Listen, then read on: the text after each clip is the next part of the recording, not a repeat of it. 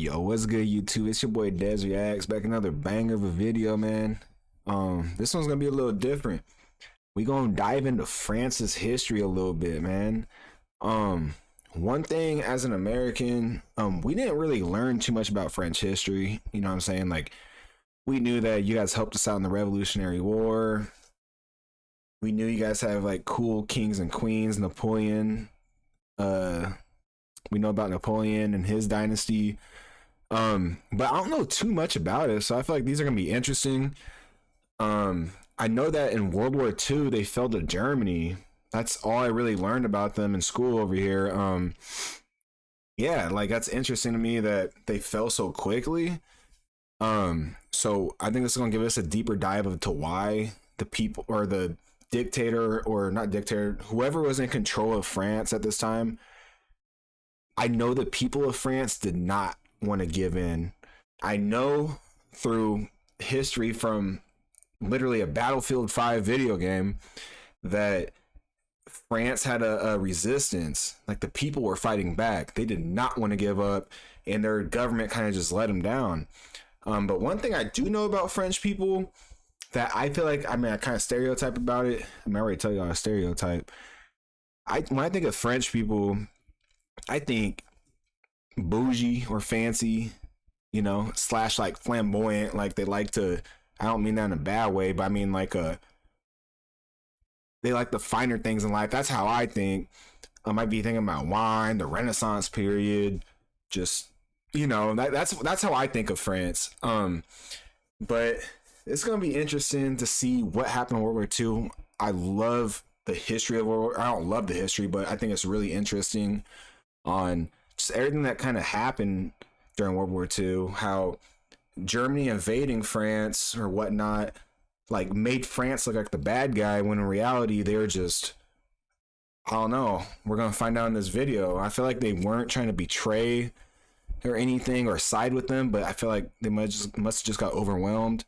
But the people of France stayed strong, and when they were liberated, man, in Normandy. We definitely know about Normandy. So I only know like 3 towns in France. Let me know where you guys are from, if you guys are from France. Let me know if you're from, I just know about Paris, obviously, Normandy, Cologne. Is Cologne a French town? And I think that's about it.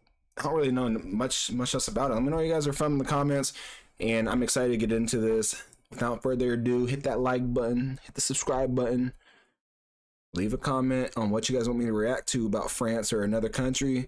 Let's get it.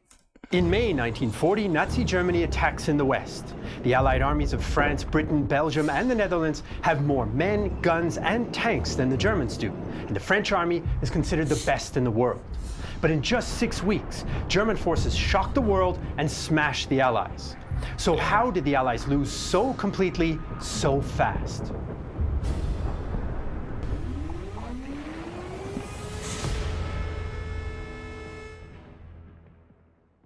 When Germany invaded Poland in 1939, Britain and France declared war.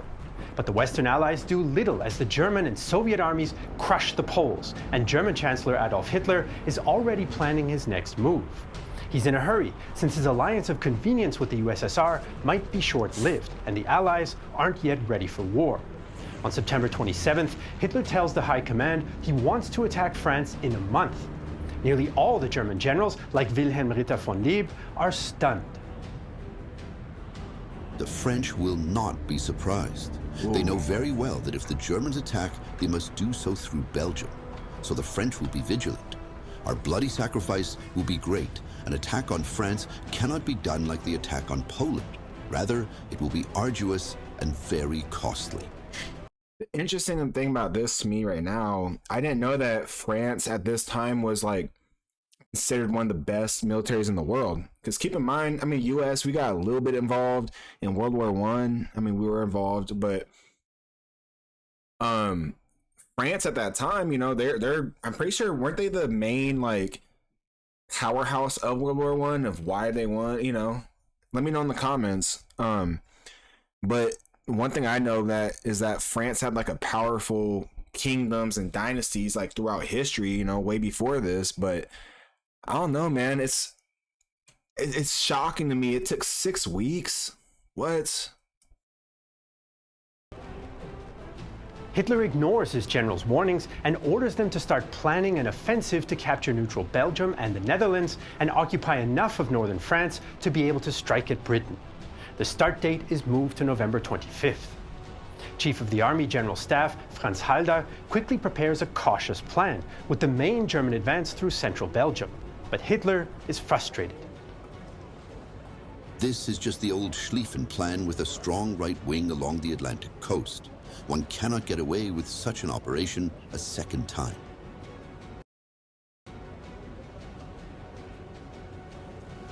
The back and forth between army planners and Hitler lasts for months, during which time the offensive is delayed 29 times. Hitler leans ever more towards the idea of concentrating the relatively few German armored and motorized divisions for a strike through the thickly forested Ardennes region, cutting off Allied forces if, as expected, they enter Belgium. That's one thing I kind of forgot, bro. The Germans had next level tanks. Like the Panzers, it's called what, the Blitzkrieg? Like the Panzers were like the fastest tanks at the time. They're just a powerhouse just running through Europe. Let me know in the comments, was their tanks better than like USA's, UK's, and Russia's? Were they better than France's tanks? I don't know. Like, let me know in the comments, because I know the Americans came with the Shermans and stuff. So yeah, I don't really know. Army brass thinks it's too risky. Unbeknownst to Hitler, General Erich von Manstein also favors the Ardennes route for what becomes known as the Sichelschnitt or sickle cut plan, but the army command throttles it. Then in January 1940, a German Messerschmitt 108 Typhoon carrying the plan crashes in Belgium, forcing the Germans to change it yet again. Finally, on February 24, 1940, the final plan is approved, one that weakens Manstein's idea of a double pincer from north and south.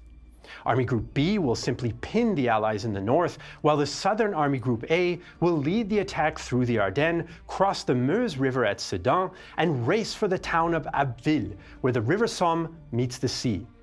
This is a risky plan, with precious armor moving through dangerous narrow forest roads and advancing with long and vulnerable flanks. Army Group B Commander General Fedor von Bock tells Halder the plan is dangerous. I mean, everybody knew the plan was dangerous. Everyone knew what a Second World War meant, right? World War II, y'all, that's what's crazy to me, fam. World War II is the bloodiest war ever, bro. I'm pretty sure like 67 million-ish, I think, people died from this war, man. You know, it doesn't just affect the soldiers, it affects the civilians, it affects your animals, your pets, your mama, your auntie, your grandma. Like, bro, I couldn't imagine, man. I'm glad I'm born in this era. I'm very glad I'm born in this era. I'm very thankful and grateful I'm born in the USA. Not saying USA is the best country in the world, even though I feel like that. But I feel blessed just to know I'm protected, you know, and know that, I don't know, I don't really got to worry about missiles flying over my head and all that, you know.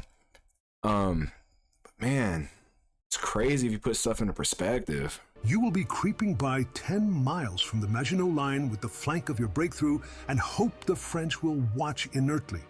You are cramming the mass of the tank units together into the sparse roads of the Ardennes mountain country, as if there were no such thing as air power. And you then hope to be able to lead an operation as far as the coast with an open southern flank 200 miles long where stands the mass of the French army? Oh, I know Hitler killed that dude after he said that. Meanwhile, the French and British are making plans as well, though international politics makes things difficult. French and British planners are confident in the Maginot Line and expect the Germans will attack through neutral Belgium and the Netherlands. The Dutch and Belgians, though, refuse to make detailed plans for Franco-British forces to enter their territory and cooperate with their armies in the hopes of not provoking the Germans. Nonetheless, this is still the focus of the Allies' Plan D. The best French units and the British Expeditionary Force will move into the Low Countries if the Germans attack, and try to stop them along the Dial River, the Albert Canal, and forts like Eben Emael. Plan D is also risky.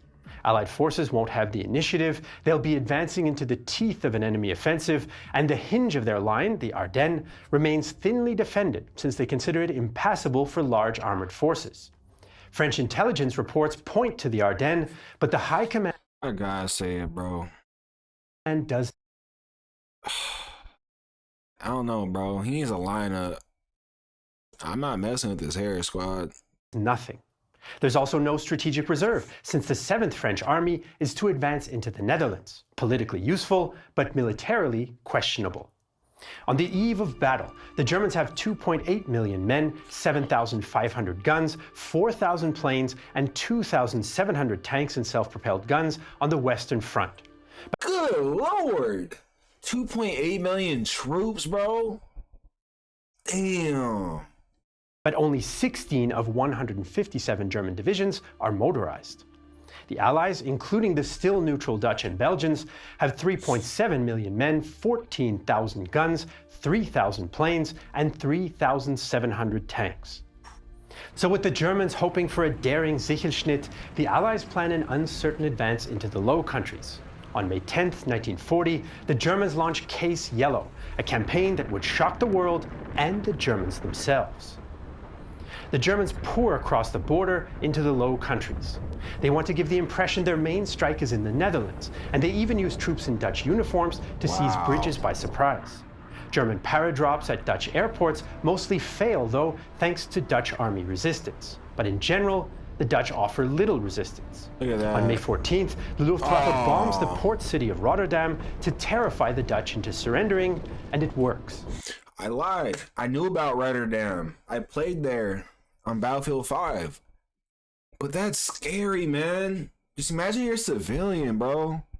And you just see them bombs dropping and lighting up where you called home for, you know, your whole life.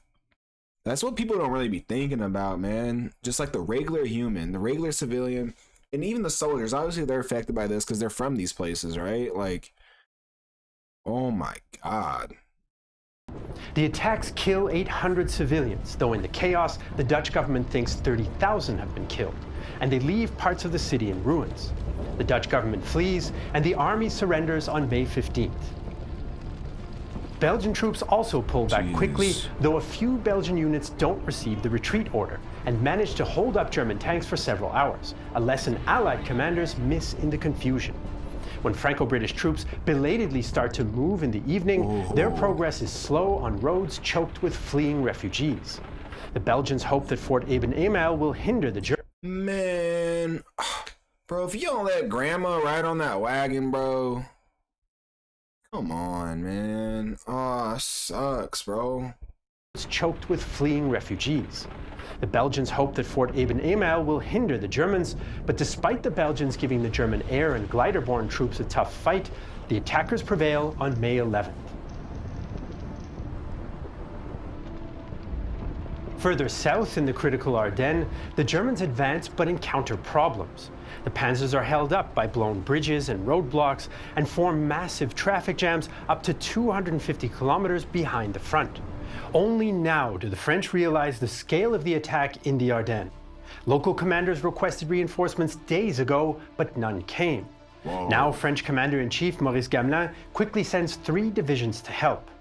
Some Allied commanders fear their armies might be walking into a trap in Belgium, but Gamelin expects it will take the horse-drawn German artillery 9 days to reach the Meuse, and that it's too late to shift major forces south. Why are we running with horses with the artillery? No shit, that's going to take 9 months, bro, or 9 days. God, man. Hey, if you're a Frenchman, let me know. Do you think this general kind of conspired with Hitler? I know we're probably gonna figure it out, like in this video, but I don't know. That's just odd to me. Like, why are we not more modernized in our military at this point? You know, you guys just had World War I. That was insane, right? Like, you'd think they would try to revamp into super modern stuff at the time. I don't know, man. Something smells fishy. Let me know in the comments. On May And one thing I was gonna say, the French people are smart, bro. Blowing up the bridges, canals, and stuff so that they can't get across. What are you gonna do? You're gonna have to make bridges, and that's gonna take at least a few days to a week. 12th, while a major tank battle rages at Anu, in which 630 German tanks defeat a French force of 470, the Germans reach the river further south. General Erwin Rommel's 7th Armored Division and Heinz Guderian's 19th Corps both prepare to cross. In an ominous sign, French units facing Guderian withdraw without a fight. Many German tanks are the relatively weak Panzer I, II, and 38Ts, but they've arrived en masse with the element of surprise. Oberstleutnant Hermann Black notes the mindset of some French prisoners.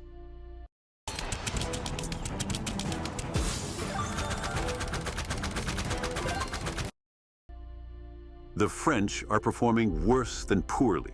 When asked why they're at war with us, prisoners say, because England and the rich want war. We're not waging war, war is being waged with us. Their eyes glow with hate when they speak of England. The French were never this bad before.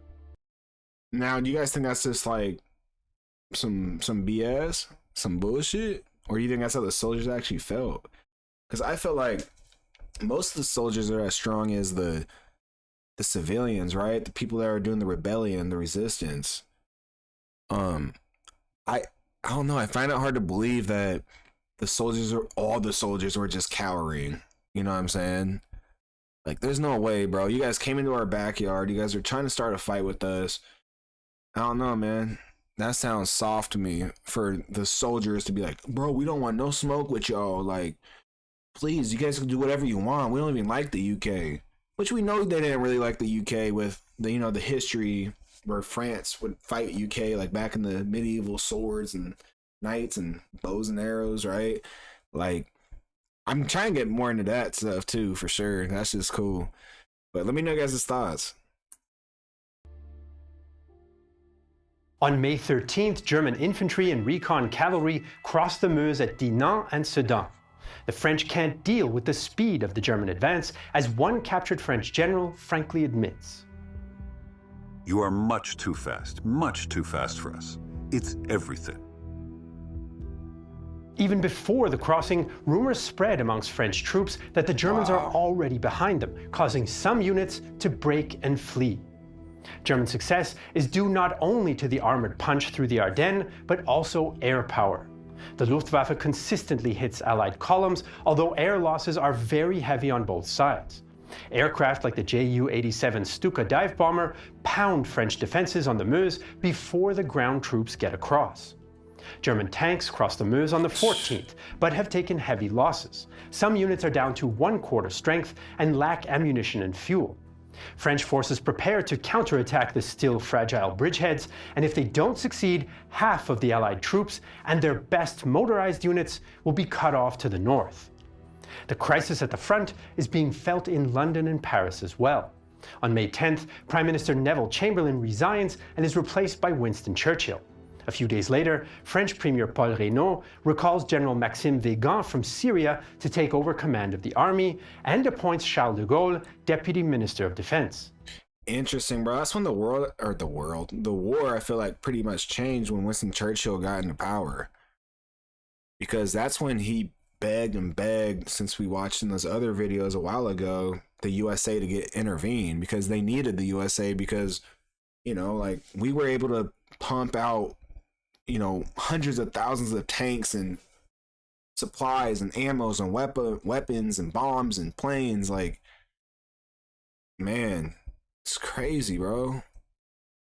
But he also asks First World War hero Philippe Pétain to be deputy premier, even though Pétain thinks the war is lost and blames Britain for starting it. Reynaud desperately requests 10 more British fighter squadrons to be sent to France. Churchill wants to send them, but the British cabinet is worried about home defense and only agrees to send 4. Some in London have lost hope in the French army, especially when Gamelin admits he has no strategic reserve. That's crazy. On the 15th... I don't know, bro. I feel like that's something you shouldn't make public, If you make that public, you're going to there's gonna be panic and fear, man. I don't know. I don't agree with that method. The Germans break out of their bridgeheads and advance up to 65 kilometers by evening. Wow. Gamelin recognizes the danger and orders Allied troops in Belgium to retreat. General von Bock wants to press his Army Group B's advantage in Belgium, but Army High Command worries that might ruin the sickle cut. Both German army groups stop for 3 days to keep the northern Allied armies in the developing pocket and so infantry can catch up to protect the flanks against expected French counterattacks, a problem that Manstein's version of the plan had foreseen. Allied commanders, though, don't take advantage. When a French general admits that he has no idea what to do against the panzers, British General Henry Pownall loses his cool. God, how awful to be allied to so temperamental a race. Oh, I know that's a damn lie. He done lost his damn mind. Bro, you're their allies right now. You think saying stuff like that's just gonna make them wanna, dig in and start fighting? Gosh, man. And I don't understand how the general doesn't have a plan. Like, even if it's a bullshit plan, a sorry plan, like, just have a plan, right? Even if it doesn't work, at least you're trying. I don't get why your men, there's no plan, you're giving up. You're the highest paid dude in the military. Like, lock in. On the other hand, an engagement at the village of Sedan shows what French armor is capable of and why German commanders hesitate. Captain Pierre Biot's char B1 bis destroys 11 Panzer IIIs, 2 Panzer IVs, and 2 anti-tank guns, one of the most remarkable single tank actions of the war. Despite Biot's heroics and the delay, on May 20th, the 2nd Panzer Division reaches the sea at Abbeville. They catch many French troops unprepared or in shock from continuous air attack. Lieutenant Alexander Stahlberg marvels at the destruction. The streets were lined with the wreckage of a defeated French army. Shot-up vehicles, pierced and burnt-out tanks, abandoned cannon, a never-ending chain of destruction. More than 1 million British and French troops are trapped north of the Somme, and the RAF has lost a quarter of its strength. The Allies desperately organize a double counterattack to hit the German flanks, but it's not clear who is in command of the cut-off forces, and the Germans are moving fast. Anglo-French forces do manage an effective attack near Arras on May 21st and 22nd, including Matilda tanks, but the hard-pressed Germans hold them off. Allied forces begin a fighting retreat to the port of Dunkirk for evacuation, a British decision that many French resent. The Germans are worried about more counterattacks from the south, so von Rundstedt asks Hitler to pause the advance on Dunkirk, and on May 24th, Hitler agrees. This is a much debated decision. Later in the war, Hitler... Interesting. I do know of Dunkirk. Great movie. I watched it, and I know it's like it was a brutal time and brutal situation happened, but man, that movie was crazy. Will try to cover up his mistake and say that he wanted to avoid humiliating Britain in view of peace talks. After the war, von Rundstedt will say that Hitler gives the order, but this is a lie. In reality, von Rundstedt gives the order to stop, but tells his subordinates that the order came from Hitler so that they will obey. So why does... Oh, do you guys think if Hitler knew that? Oh, he's gone. He is gone if he knew about that. Hitler probably had no idea that he was saying that. You got some balls. Von Rundstedt stopped the tanks before Dunkirk? Well, he wants his tanks to prepare for an Allied counterattack from Dunkirk. He wants his infantry to have time to move up to the Somme line in case the French counterattack from the south. Panzer Commander von Kleist thinks that the area around Dunkirk isn't even suitable for tanks, and he wants the 4th Army to secure Arras before attacking Dunkirk. And von Rundstedt, Hitler, and the Navy High Command all think that a speedy evacuation of the BEF is impossible. This means there's no need to waste precious Panzer IIIs or IVs on Dunkirk when they can be used against the French in the south, and the Germans have already lost 600 tanks. The Germans expect the artillery and Luftwaffe can destroy Allied forces in the pocket, and 4th Army can then mop them up. But the German pause is not the only reason the BEF makes it out. On May 25th, British troops capture a German staff vehicle carrying documents detailing the location of the next German attacks. Lord Gort promptly sends reinforcements, which prevent the Germans from cutting off most British forces from Dunkirk, a move that may have saved the BEF. Ooh. Operation Dynamo, the evacuation of the BEF and French forces from Dunkirk, begins May 26th, and the BBC's call for private boats to help follows the next day. On the beaches and in the ships, there is chaos as German aircraft pound the helpless men below. Quartermaster Frank Harel is among the wounded. I got on a... Bro, can you imagine if you got, you know, thousands of people on the beach, right? And then you see like the Spitfires, or I don't think they're Spitfire, I forget what they're called. Like the German planes, bro, and those things screamed. It was like, it was super loud, bro. Like, that's scary, man. You probably see dudes just explode and die, bro. All you can do is lay down and hope they don't see you, man. Crazy. Boat just after 7 that evening, and in the course of loading, an air raid came in. The ship got struck, and I found myself blown into the water. There were about 30 of us in the water.